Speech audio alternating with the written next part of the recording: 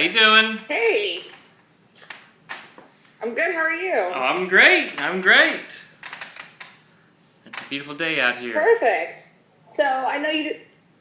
I'm sorry. Oh, I was saying it's a beautiful day out here. Oh, you're doing video too. Yes, I am. You clicked the video. Should I got the my cell phone videotaping as well. So should I just do just the call? Yeah, let's just do the call just because video takes up so much energy. Okay. You know what I mean? Like Yeah. through the internet. I don't want it to be any delays or anything There you like go. that. Okay, no problem. Although you're not bad to look at, so that was okay. Well, thank you. Sweet. So so I saw. Okay, so you look at this. Is that the same thing that the iPhone looks like? iPhone's a little clearer, I As think. far as yeah. Okay, cool. But sweet. So let's just go ahead and get started. Are you already recording? I'm recording. Let's roll. All right, sweet. So look into the iPhone and tell me your first and last name, your age, your hometown, and your occupation. My name is Jay Allen. My hometown is actually Anaheim Hills, Orange County, California. I'm 28 years old, and I'm currently here in Central Texas, and I'm a hunting guide.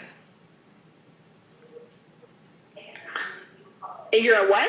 A hunting guide. So I take people out hunting here at the ranch. There's fishing. We got 5 lakes full of fish. I do dove hunting season. Starts actually September 1st, so I'll be dove hunting guides. There's wild turkey out here, and then of course white-tailed deer, which bow season starts in October, and hunting season goes all the way to January. So I'm pretty busy in the winter time. That's awesome. That sounds like so much fun. It's a dream come true. It's very nice. I'm blessed. Sweet. So tell me how you got to Texas. Tell me a brief story of your life. Give me like 5 sentences of I grew up in Anaheim Hills. I hate Orange County. Whatever it may be.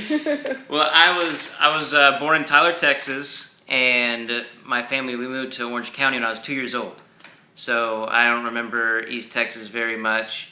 My whole family went to Baylor University. And so after I graduated high school in Orange County, I went here, and I've been in Central Texas for a long time. My father just loves this area, and so he ended up buying a really nice ranch where I'm at now. I take care of it, and in the middle of my years of college, I went and got my professional hunting certificate, and then therefore I'd be able to make a business out of it, pretty much. So I don't like business stuff, but it's a good way to make some money, definitely. Sweet. You don't look like the guy that would be a professional hunter. Everyone says that. I got the California surfer look. I grew up surfing. I've surfed for almost 13 years. So I grew up just on the east of Orange County, so there's hills, and so I grew up hunting quail with a slingshot and making homemade bow and arrows and hunting rabbit and all stuff like that. So most of my time I was out there in the hills just getting lost and all that. So I spent most of my life out there just kind of roaming around by myself, actually. And so I'm a good hunter, and I really enjoy it. Perfect. Do people, when people show up at your ranch and you're like, all right, I'm going to take you hunting, are they like, you're taking us hunting? Yeah, they're like, I thought you'd be like some old guy. I'm like, no, let's go. Yeah, they say that to me all the time. They're like, all right, like, yeah. Or I'll go into town and tell them, I live on a ranch, this and that. And they're like, are you sure? Like, all right. But it's all good. Perfect. So tell me, are you single, married, dating? What's going on with you? I'm single. I was almost married, and that didn't go very well. So I'm single. Been single for about 4 months now. And yeah, not really looking for anything serious. Have you just been whooping it up, like going out living this single life, or are you still kind of trying to get over it? No, I'm over it, but I'm not necessarily going out.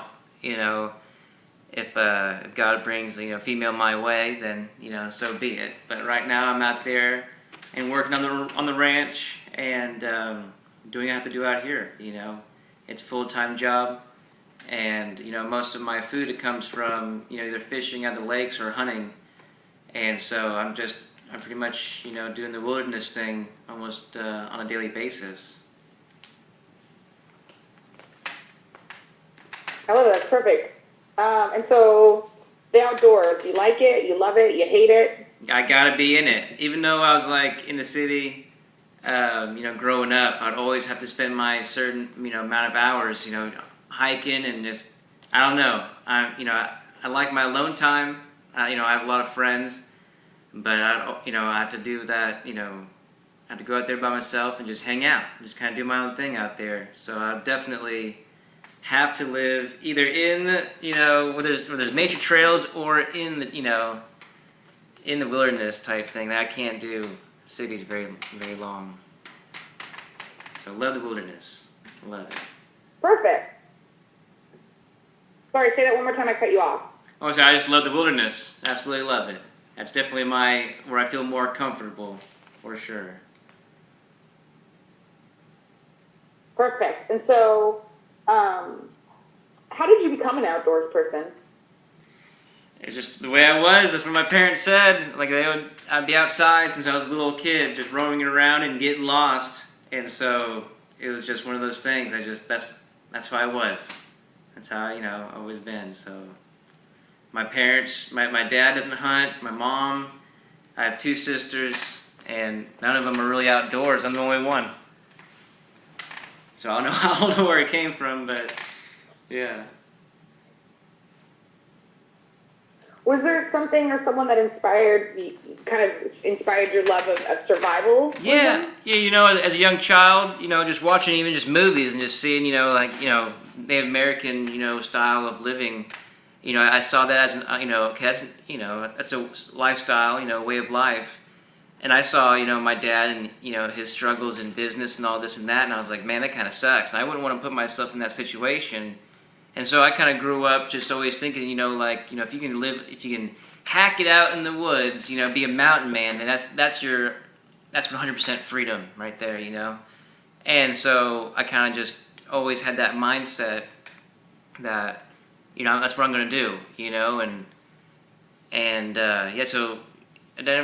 I've done a lot of reading, and I just, I love the whole spiritual and Native American mentality, that kind of thing.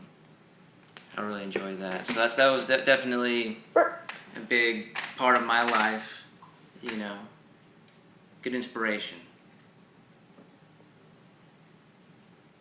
All right, and so was there something that happened, anything like difficult time in your life that you've had to overcome, any obstacles that you've had to overcome? Not necessarily in life. I had a great life. I was really blessed, and I've had some cool experiences out there in the wild, just being me, just me out there. And for example, one time I was camped out of this one river, and camped there for 2 days. There's good water. And there was just not enough. It was out in the desert, so there was not enough, hunting game. And I've been in this area before, but not on this side of the mountain. And I knew there was water on top of this mountain, and so I woke up at 5:30 one morning, filled my canteen up, got all my stuff, and I was gonna, trek up this mountain, which I thought had been a 1-day hike, 6 hours on the trail, and it ended up being like 2 hours, or not 2 hours. It ended up being 2 days. And so the first day, it ended up being like 100 degrees outside. I'm hiking up this mountain, and I run out of water. And I never want to run out of water, but at this time I was having a big old backpack on and all that. So I started cramping up, and I'm like, oh crap, this is not good. So I found a shade spot and found some kind of like the sweet grass. I forget what it's called or what it's really called, but it's really sour. So I found some of that, and I just sat next to that and ate a bunch of that to kind of, get some water in me. and I was just praying. And an hour later, I got up, and I was on a deer trail. And I walk up, and I turn right around the corner, and there's 2 gallons of water just hanging out. And I was about 4 days 4 days away from any kind of civilization. And I was just like, oh man, God just like answered my prayers. And so I had this like feeling, if I always, stayed in contact with God and all that, He's going to protect me. And so I had like no fear. And that's kind of how I go into it nowadays. If I go out there in a wilderness situation, I got that higher power, then, kind of that David and Goliath type of mindset. You can't be afraid. You have that 100%, faith and go out there and do it. Perfect. You were saying, though, that your dad was having, like, you noticed your dad having business issues, and that's when you realized, like... Oh, yeah, I mean, he comes home... As long as you can survive on... Yeah, he comes home all stressed out, and I just see everyone else, and, I just didn't like that whole, I don't want to... I didn't, as a young child, I'd be like, why would you want to just work just to pay bills? Instead of, I'd rather just work to live, and enjoy it, and so I didn't really understand why anybody what the hell wanted to go and do that, and I was in school as a young child, and this is the way I would think. I'd be like, I'm sitting here in this desk, and I remember in 6th grade, I'm sitting at this desk thinking to myself, if I was out there in the wilderness, I'd be able to master everything, wilderness survival. But if I'm sitting here at this desk, by the time I graduate, I'm going to have to learn something, these basics that, like, a 6-year-old could master if he just had, been doing it since day one, And that's why I was kind of just always frustrated. So I always spent a lot of time out in the wilderness to make sure I was always, knew what the heck I was doing out there, That's definitely a pet peeve. Perfect. Sure. Do people ever think you're kind of crazy for your love of all things survival? Kind of. When I go home to California, there's amazing trails, all these hills. You can go climb up this mountain-looking hill, and see the ocean, see Los Angeles, see Long Beach, and all that. And I'm always, let's go on a small trail or a small hike. And they're like, it's not going to be some small hike. So every time I go, I'll tell them there's going to be a small hike, and then 4 hours later, we come back. They're like, damn it, Jay.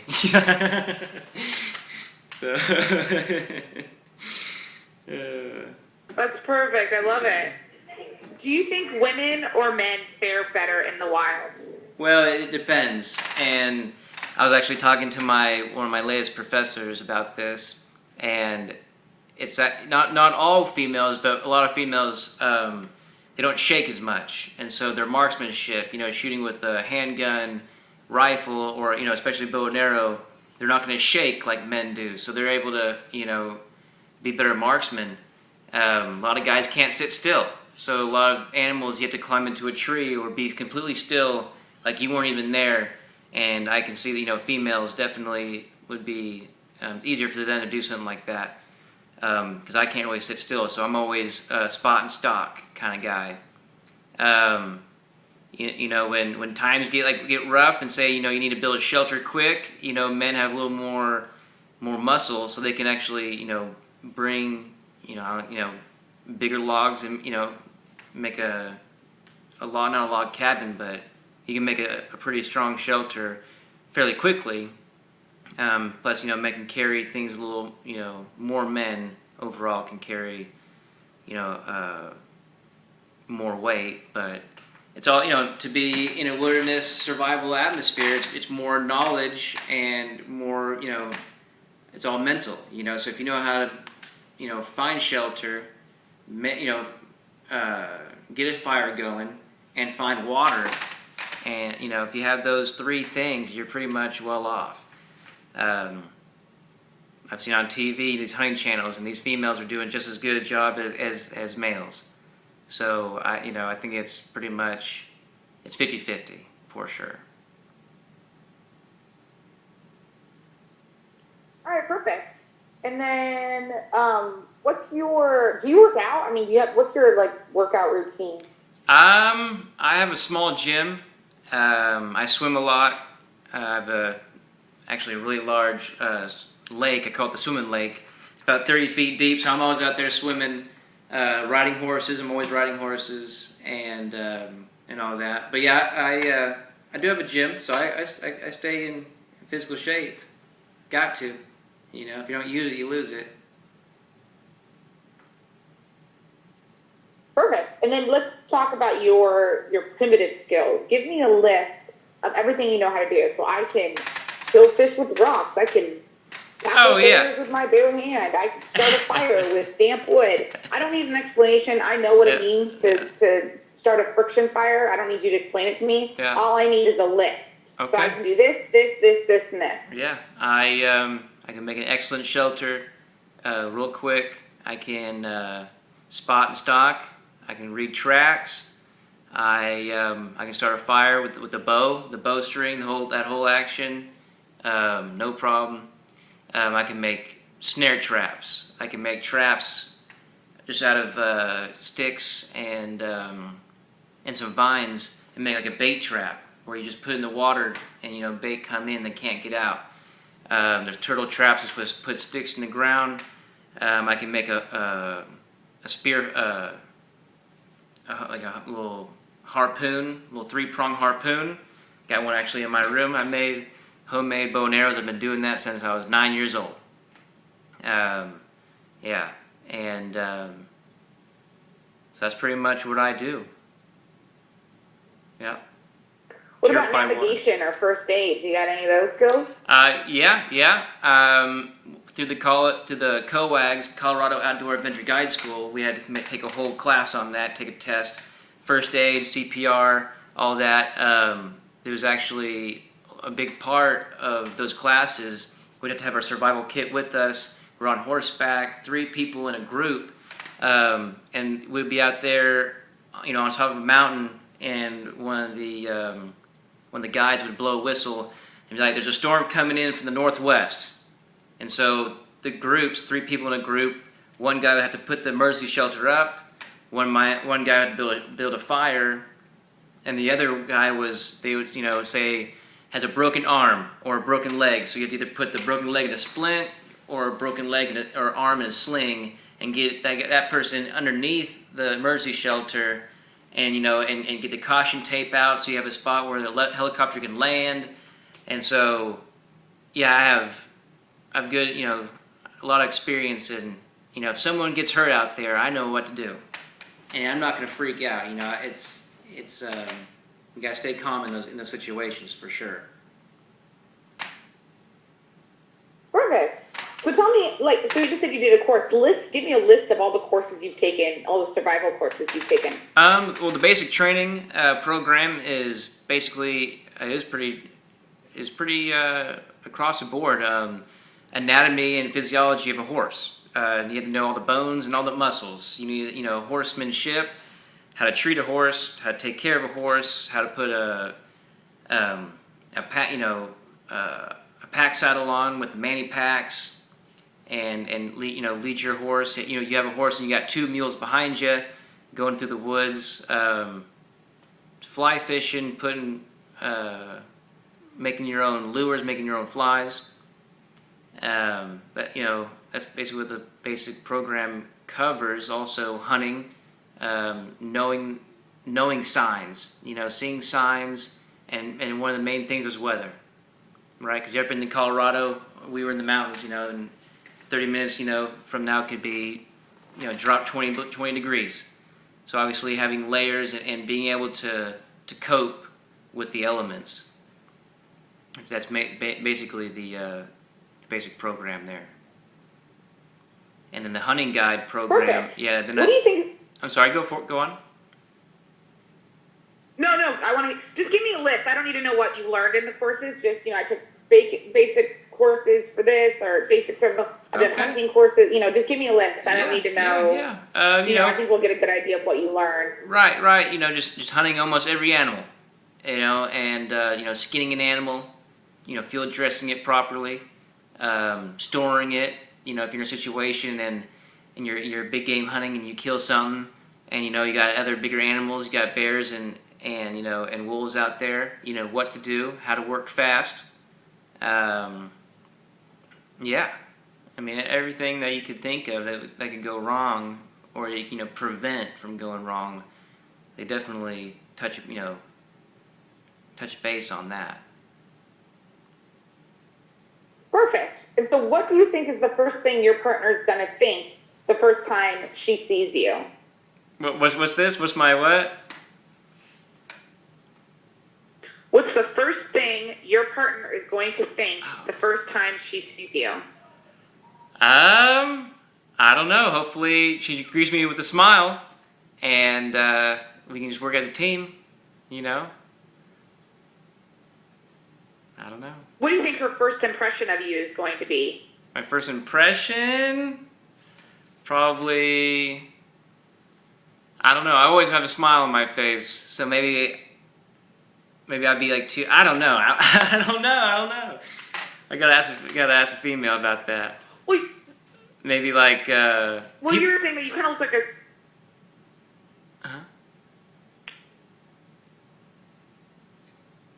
So you were saying, though, you kind of look like a surfer dude. So do you think she's going to look at you and be like, this guy knows how to do is surf. How is he going to help me survive? Do you think they're just going to look at you and think, oh, this guy's just a surfer dude? He doesn't know anything? Probably long hair dude. This guy, he must be out here on a vacation or something like that. I don't know. That could be a possibility. A lot of people here in Texas, Central Texas, like, oh, look at that stoner, some guy, he looks, long hair, look like a, they say like a hippie or something like that. That's definitely not true. But yeah, I could see, my partner maybe, looking at me in maybe quick judgment. Appearance is everything right off the bat. So I'll be interested. I'll be interested to see what they think.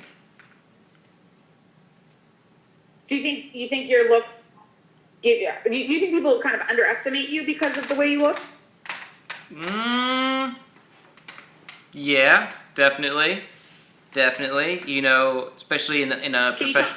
Can you tell me that in a complete sentence? Yeah, in a professional hunting guide, standpoint, all these guys in the big old bellies, short hair, facial hair, big old guts, and they don't expect, kind of like a California surfer guy to go out there and do exactly what they do or do it better. They're always thinking they have this kind of like cookie cutter looking kind of idea of what a hunting guide would look like. And I don't look like no cowboy. So yeah, definitely maybe underestimate me in the beginning, but.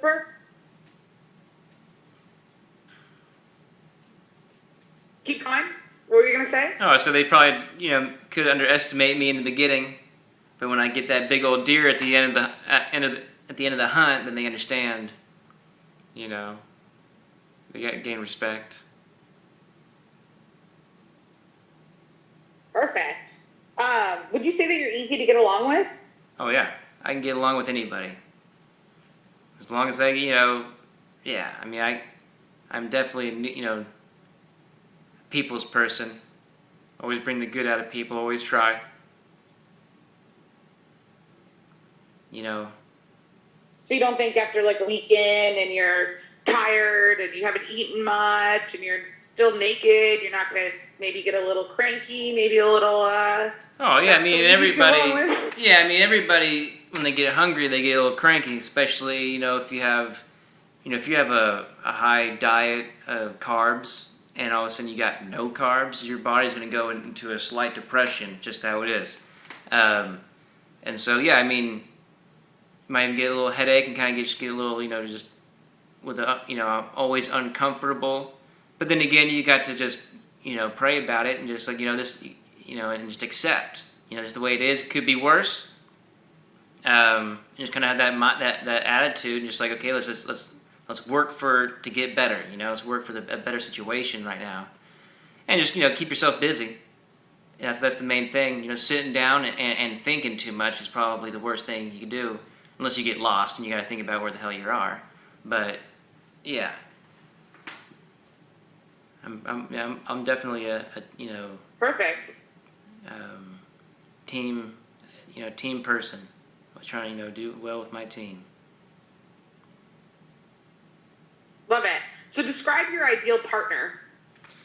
Ideal partner would be knowledgeable in making fire. Always need help with that. Always, has knowledge in edible plants. Because I know a little bit, the other person knows a little bit too. We combine powers. Excellent. I can hunt and do that all day. So if the other person can maybe purify water or find water, and is able to work, while I'm out there working. Or then again, what if we're both out there hunting at the same time? If we're willing to work together and hunt, and is able to, if I can make a bow and arrow or whatever, and that person can shoot it, that'd be great. Because I can make 2 bow and arrows, no problem. If it's in the right area with those kind of resources. Great. What would you describe? How would you describe the opposite of your ideal partner? Opposite would be just someone that is a know-it-all. You don't know it all. Every time, even professionals, when they go out there, they always learn something when they're out there. They always take something back, and they always, you're always perfecting and finding new ways in this and that. So a person that's like, well, this sucks. Oh, this is not going to work. Or if you're trying to make fire, you're like, this is not going to work. I'm like, well, with that attitude, yeah, it's not going to work. So you gotta, someone that's easily just bugged and easily gives up. That just pissed me off. But I wouldn't show it. I try to get them back and motivate them. But yeah, so someone's always like a Debbie Downer. That would just be awful. Perfect. I love the way you describe that. So it seems like you're pretty passionate about your beliefs in God. I mean, is that kind of, would you say that drives you, that gives you, what does that do for you on a daily basis? I mean, you go out, for me, it's harder for me to, even like see God, out in the city. So out, in nature, I feel more connected. He's right there. I can, I just feel a little more comfortable, and that's where he wants me to be. And I tried to live in the city for a little bit, and I didn't like the person I became. I was just kind of started turning soft, and so I didn't like that. And so I grew up. My grandfather's a pastor, so I grew up in a Christian home. My beliefs are a little bit different. The way I think God wants, people to live. Other than that, God's everything for sure. He's a creator. He made nature and made man to want to go out and enjoy it, take care of it, and experience, things out there. It's easier for God to talk to you out in nature, I believe.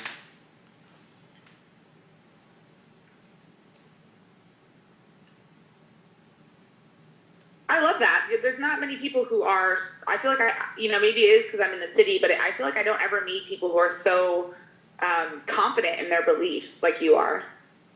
Yeah. I mean, I was even telling my dad back in, a few weeks ago, we're always talking about, you really think about it, John the Baptist, for example, is Jesus' brother, basically. And he was a guy that had, camel hair clothes and ate wild honey and bugs. He ate locusts. And he's out there away from civilization, away from temptation. There is temptation in the wild, but it'd be less. And so he had this appearance, he was a wilderness man, but then he was like the healer, and he was very close to God. God talked to him. And so, right off the bat, I was always thought, well, if man is evil, let's just do the opposite of what man does, and let's just, not live in civilization the way man would live, And so, in the city, there's people, there's cranky people all the time, the traffic, all this and that, and all that is a distraction, and God's sitting up there and be like, what's up? What about me? It's, you can live in the city and and dwell upon God, I guess. But for me, it'd be harder, almost impossible. So I choose not to live out there. Okay, I like it. And so, do you? Let's see here. I feel like you are really comfortable being naked. I live out here at the ranch all by myself, so yeah, I go out. I'll be out there naked, just chilling, going out there fishing or something. Yeah. Is there anything that worries you about staying naked for 21 days? Oh, maybe like some mosquito bites biting my good stuff. Other than that, I mean, I don't know, or sitting on a damn thorn or something. But I mean, I say mosquito bites. I guess I don't want to protect my, what I got. So I'll probably definitely make like some kind of leaf clothing. So at night, I know I'm not going to get bit. But I walk around barefoot. Perfect. Can you just give that to me again? That was great. But just so. Huh? I'll say that again. So I walk around barefoot all the time. I barely ever wear shoes, and so I got tough feet. I've been walking around barefoot, basically my whole life, except for going to school and stuff like that. Where you gotta wear shoes. But yeah, very comfortable. Okay. Can you just tell me in a complete sentence again? Oh, sorry. Can you just tell me in a complete sentence again what you said about being naked for 21 days? Oh, yeah. I got no problem being naked. Some of the things that would be on my mind, bug bites, being cold. Something comes up, some weather comes up and it'd be cold, but then again, I'm going to make sure the shelter is legit and the fire is going at all times, so being cold wouldn't necessarily be a major problem. But I would definitely cover my junk up, at night, during the day. Sunburn would kind of suck, but mostly if there's an area with a lot of insects, I would not want mosquito bites on my lower parts. Yeah. Perfect. Thank you. That was great. So you will be naked and afraid. What scares you most going into it? Scares me most, maybe not being able to make fire. And, what if it rained, the whole week before I show up, which, you can obviously, there's techniques to dry wood out and find dry wood. But yeah, fire is definitely one of my major concerns, I guess, even though I know how to make fire, but, there's always those odds. Another one, I'm not afraid of snakes. I'm not afraid of animals. I'm not afraid of sleeping out there and just letting bugs crawl over me. I'm not afraid of that. I've been out there sleeping, and a spider would crawl over me, and I would roll over, and then a spider would think that you're hurting it, and then it'll bite you then. But as long as you don't really move too much in your sleep, you'd be okay. Scorpions suck. I've been bit by a scorpion. Scorpions are attracted to heat, so sometimes when you're sleeping next to a fire, they'll crawl up underneath you. So just small poisonous insects, I guess, but it's not a major concern. So I'd say fire, I guess. Fire would be the one I'd be most concerned about. Okay. And what is the first thing you're going to do when you're dropped in the middle of nowhere? Dropped in the middle of nowhere, figure out the direction of where we're going. Figure out where, north, south, east, and west is, where the sun's coming up, where it's going down. Right when I get dropped in, I'd probably have an already good idea of where water is. So finding a shelter in proximity to the water is ideal, but not too close. There's other animals that use that water, so you don't want to just go barge in. You want to be respectful for that. And but yeah, I'd say first thing hitting the ground would be, let's go find a place for shelter and build shelter. Perfect. And then, are you a person that tends to take charge, or are you a follower? You know, the only time I'd really be in charge is navigating, going through thick jungle, through the woods, through the desert, whatever. And I always walk fast, so I'm always. And then growing up and taking my friends hiking, I'm always up, taking people out there, leading people along the trails, and if my partner was a female, I'll probably be going up first. So if something bites, it's going to bite me first. That'll be all right. So, traveling, I'd probably be a leader. But then again, if we're going to make a decision, it's a team decision. So I'm always going to be. It's going to be a team effort, but I'll be walking head first. So that's for sure. Otherwise, in camp, it would be 50-50. That's the way the relationship's got to be. Always. Perfect. And why do you think you'll survive in the wild for 3 weeks? Because I've done it. I've done it before. I've never been naked, but I've done it multiple times. I know what it takes. I know what it feels like to What do you mean you've done it? I've done it, yeah. I know what it feels to have no food, no water. I've done 2 days without food, then a small bottle of water. I know what it feels like to be hungry. Yeah, I know how to, mentally what it does to your body, your way you think. I've been in some tough times, for sure. So I know what it takes. It's not, this is not going to be no walk in the park, that's for sure. Do you think your faith is going to help you get through it? Oh, yeah. Always. Definitely. Like I said... Can you tell me that in a complete sentence? Yeah, like I said before, it's like that David and Goliath mentality. You go in there, facing this, these looks like impossible odds, and you come out on top. And that's basically, it comes with that 100% faith. And, we as people can only do so much. And so if you're able to, have the relationship with God, God's going to take care of the rest. That's what he says, and that's what he does. So as long as you handle yours, your job, and you do your work, he'll do the rest. Perfect. And then my last question is, why do you want to do this?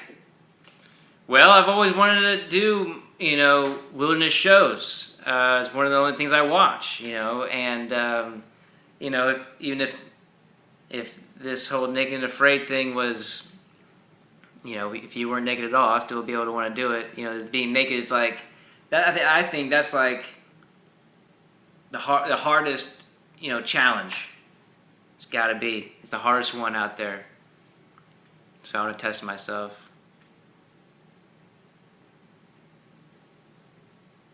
Okay, perfect. And why aren't you wearing a shirt? It's about 100 degrees outside, and I don't have the AC on, so.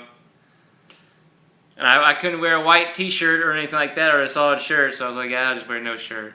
I'm gonna be naked anyway, so it's all good. Yeah. So do you rock just like shorts and nothing else? Like, do you just roll around like no T-shirt, no shoes on, and stuff like that all the time? Yeah, and I'll be all naked all the time. But in the afternoon when some of my friends get off of work and want to come out and fish, I'll just put on my bathing suit and I'll just be walking around just like that. So. That's awesome, man. If I could live in my bathing suit, I totally would. It's like, so comfy. It's paradise out here, I'm telling you. Sweet. Well, I think those are all my questions. Do you have anything else you want to add that I forgot to ask you, or anything about yourself that I just have to know? I didn't mention anything about Costa Rica. I spent a year in Costa Rica with 2 friends, and it was up in these mountains. And my friend's father bought this, this ranch, and it's out there in the mountains of Costa Rica. We lived in this one-room shack. No running water, no electricity, in a well about 20 feet down the hill. So we drank well water for a year. Now, I don't know how we didn't get sick. And every meal was on campfire, and finding what's edible. We'd go into town and kind of do a little research of what else we can find out there. And so yeah, we bathed and shaved, in this river, and just kind of just hacked it out there in the rainforest. Yeah, and it was awesome. But I mean, the first few weeks, I'm not used to, we were in Southern California, so all of a sudden you got more bugs and humidity, and you're sweating profusely while you sleep. So it was kind of that 2 week, you got to get over it, and then it's all second nature after that, So, but yeah, that was a cool little experience. Dude, Costa Rica has so many. Costa Rica has so many mosquitoes. Were you just like covered up and down in mosquito bites? Yeah, but we'd always had fire going, and there's things you can do to burn and that repels mosquitoes. So it depends. I mean, anywhere you go, if you're new blood, they're gonna get you. But after a while, they I don't know, you don't get that many. So yeah. Dude, I spent 2 months in Costa Rica, and I came back, and I felt like my legs were just one big mosquito bite. Oh, man, it was in I went like August, September, and it was I was like, like 3 weeks in, I didn't even realize when I was getting a new bug bite. So it was just, I was like, I'm done. Like, I'm done even trying to not get bug bites. It's ridiculous. Yeah, I know how it is. It is. All right, man, you can go ahead and turn off the camera here.